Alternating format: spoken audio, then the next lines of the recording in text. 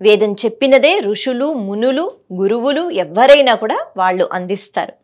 అటువంటి పంచమ వేదం అంటే మహాభారతం.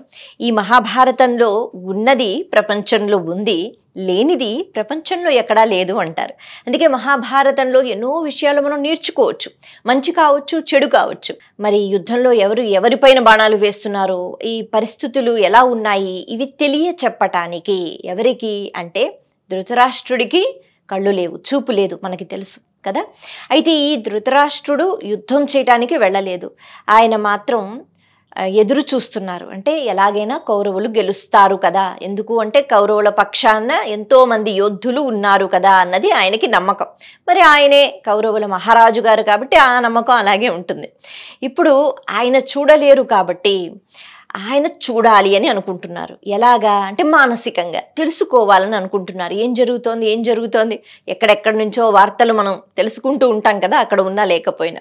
అయితే ఇలా జరుగుతోంది అని చాలా చక్కగా కంటి ముందు ఆ సన్నివేశాలు కనిపడేటట్టుగా చెప్తున్నవారు ఎవరు అంటే సంజయుడు. సంజయుడికి ఆ శక్తి ఉంది. సంజయుడు ధృతరాష్ట్రుడి పక్కన కూర్చుని ధర్మం ఎక్కడుందో అదే గెలుస్తుంది అని నిరూపణ చేశారు పాండవులు. కాబట్టి ఇలాంటి నిదర్శనాలు చాలా ఉన్నాయి.